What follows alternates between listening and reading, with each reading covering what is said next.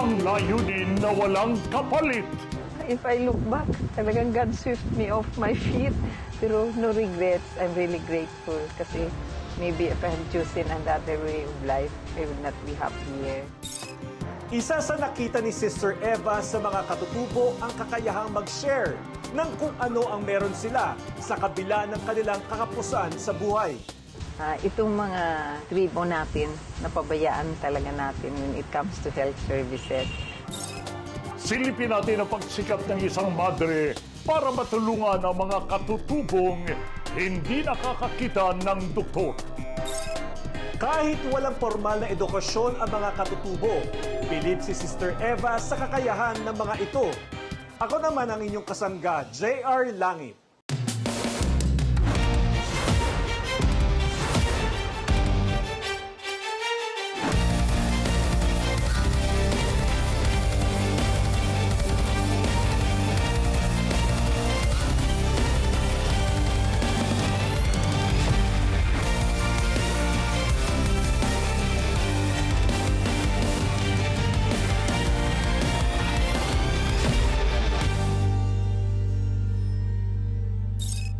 Bata pa si Sister Eva, alam na niya ang tinawag siya ng Panginoon para maglingkod sa Kanya.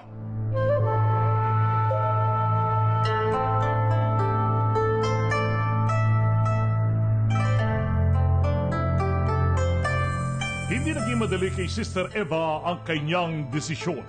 Ang father ko naman, alam ko kung as much possible he wanted to keep us home, no? Pero sabi naman niya sa akin, marunong din siya. Sabi niya, I'm not all against it.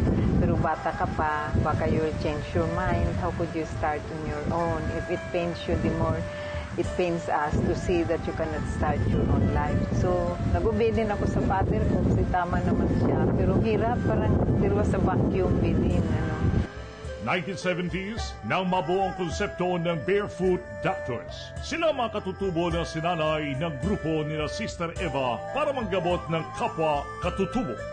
Nung nasa bundok ako, nakita ko nga na maraming problema sa community at saka nag-isa ako.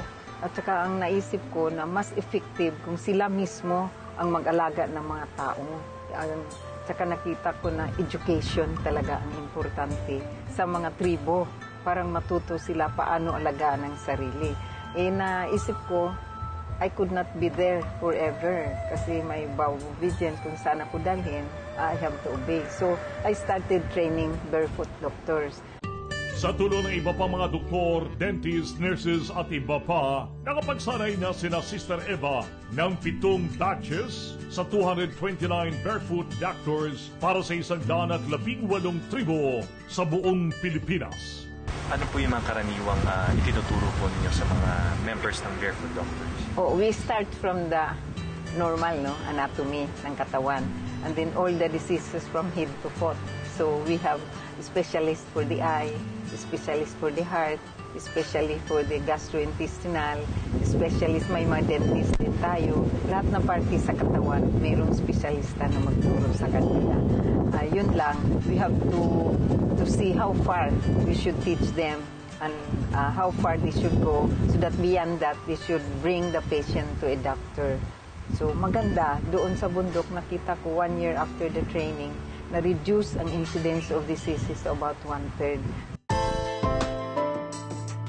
Sa 118 tribes sa Luzon, Visayas at Mindanao, nakatitiyak ng merong isang barefoot doctor na mangangalaga sa kalusugan ng kanilang mga kapwa katutubo. Subalit para kay Sister Eva, higit sa kaalaman, natulungan din nila ang mga katutubong ito na maniwala sa kanilang mga sarili.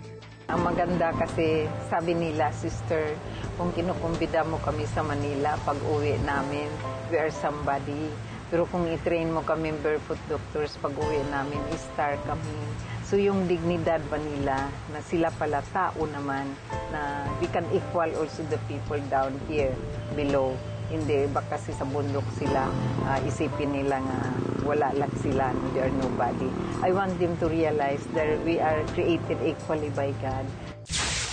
Sa ating muling pagbabalik, alamin natin kung paano sinanay ang mga katutubo para makapanggamot na parang mga doktor. Kasangga mo ang langit.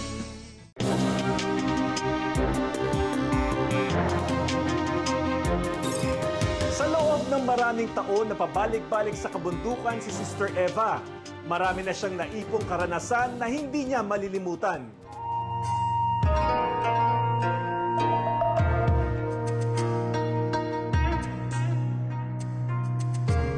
Kahit walang mga formal na edukasyon ng mga katutubo, believe si Sister Eva sa kakayahan ng mga ito.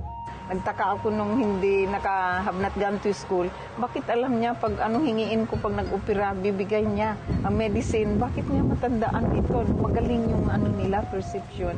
Katulong ko sila mag-train. So maganda. So ang naka-encourage sa akin kasi 1 year after the training, we were able to reduce the incidence of diseases to about 1/3. Isa sa nakita ni Sister Eva sa mga katutubo ang kakayahang mag-share ng kung ano ang meron sila sa kabila ng kanilang kakapusan sa buhay. And then I realized here are the people who are the poorest of the poor that I have seen. And yet they can share the last grain of rice they have. So it really touched me and taught me na who am I? What am I now? God has provided me everything, even my education, my family who loves me. And I have all the comfort, and these are the people here na hirap sila, pobre sila, and yet they are willing to share the last grain of rice that they have. So marami akong natutuhan sa kanila. So napasalamat ako sa Panginoon na binigyan ako ng pagkakataon na ganun. Pumunta ako sa gala. Maligaya yung barefoot doctor ko na lalaki. Bakit ka maligaya? Nabuhay ang pasyente ko, sister. Iyak ng iyak ang tatay ko kasi 5 taon na yun sa amin, kumakain na sa amin. Pagkatapos, sister, nahulog sa kahoy, nabali. Pagkatapos, sister, ng itim, sugi mouth to mouth ko kasi iyak ang tatay ko. Sabi niya, mamatay na. Malungkot daw siya. Nabuhay, sister. So, tuwang-tuwa ang father ko. So, sino pasyente mo? Sabi niya tumawa, tumingin sa akin, unggoy. Sabi niya, unggoy daw. Marami na rin natanggap na parangal si Sister Eva. Kabilang dito ang Ramon Magsaysay Award for Community Leadership. Subalit hindi ito ang mahalaga para sa kanya, kundi ang matupad ang misyon na ibinigay sa kanya ng Panginoon. First of all, I see my work as a mission. Maski mga award, I am not comfortable kasi I know this is not my work. This is God's work. Ginagamit lang tayo. So, I cannot also play around with it. And I know people who come in to help. I know they are God-sent kasi sinabi ko naman sa kanya, sa iyo ito. So, tulungan mo ako, tulungan mo kami. So, I'm happy naman kasi there are people who come in to help. And I know na God allows that para ma-accomplish natin yung mission. Sa ngayon po, tuloy-tuloy naman po yung Barefoot Doctors. Oo, we plan to train another groups. Pero I really monitor, I climb the mountain. Umiiyak sila pag binibisita ko kasi na tinitingnan ko kung anong mga kailangan. And then I tie them up with the local government, yung mga mayor at saka mga barrio captain, with the rural health unit. And very positive ang response nila. So natuwa naman ako.